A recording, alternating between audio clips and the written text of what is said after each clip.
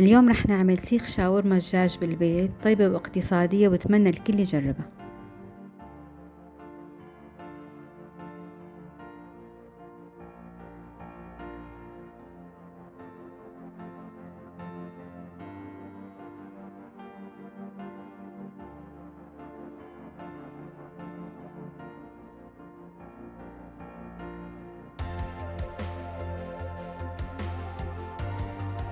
بنحتاج كيلو صدور دجاج مقطع قطع رفيعة كتير. هلأ بدنا نحضر الخلطة يلي بدنا نتبل فيها الدجاج. بنحط نص كاسة زيت زيتون ونص كاسة لبن زبادي و3 معالق كبار عصير ليمون ومعلقة كبيرة توم مطحون ومعلقة كبيرة خردل ومعلقتين كبار كاتشب. وهلأ منضيف معلقة كبيرة ملح ومعلقة ونص كبار بهارات شاورما ومعلقة كبيرة بابريكا وربع معلقة صغيرة بهار ونص معلقة كبيرة كزبرة ونص معلقة كبيرة هيل مطحون ومعلقة كبيرة خل أبيض. منحركهم مع بعض ومنحط صدور الدجاج فيهم. شوفوا قديش رقيق.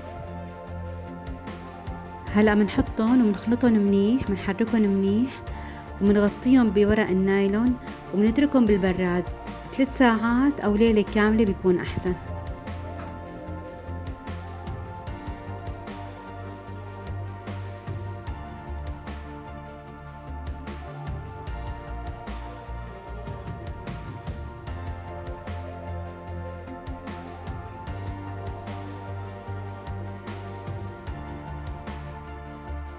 منغلف صينية الفرن بورق قصدير ومنجيب بطاطاية كبيرة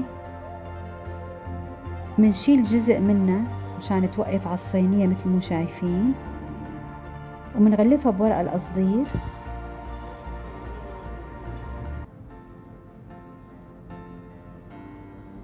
بهالطريقة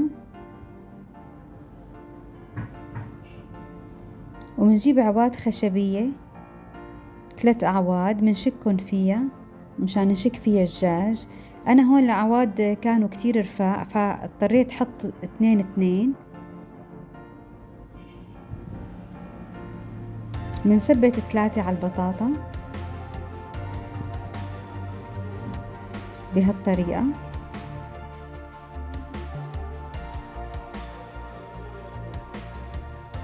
وهلأ منشك الدجاج على كل 2 منحط قطعة. طريقة سهلة كتير، طيبة كتير الشاورما على العشاء إذا عنا ضيوف.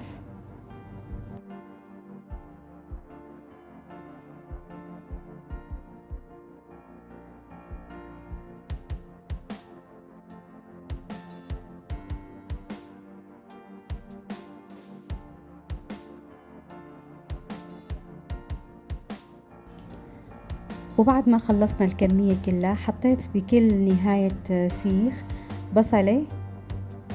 وهلأ بدنا نغلفه بكيس حراري. إذا ما عنا كيس حراري خاص بالفرن بنحط ورق زبدة وفوقه ورق قصدير ومندخله على الفرن على درجة حرارة 200. بنشغل النار من تحت لمدة 1.5 ساعة. إذا ما تحمر بنحمره من فوق وإذا تحمر بيكون حسب نوعية الفرن. هلأ بنقطعه بهالطريقة، منظره بياخد العقل ونكهته رائعة. هيك طلعت كمية الشاورما.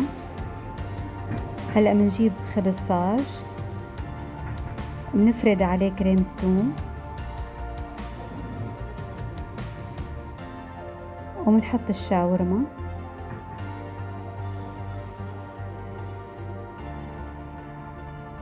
ولازم مخلل خيار أساسي فيها مخلل خيار.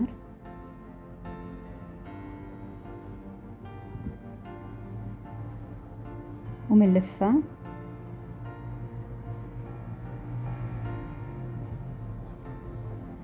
الكيلو بيطلع 8 أو 10 سندويشات حسب ما نحن منحب حشوتها، مع بطاطا مقلية.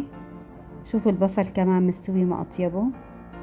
بنحط عليها دبس رمان بيعطيها نكهة طيبة كتير. بتمنى الكل يشترك بالقناة وتجربوا هاي الأكلة، سهلة كتير وصحة وهنا على قلبكم.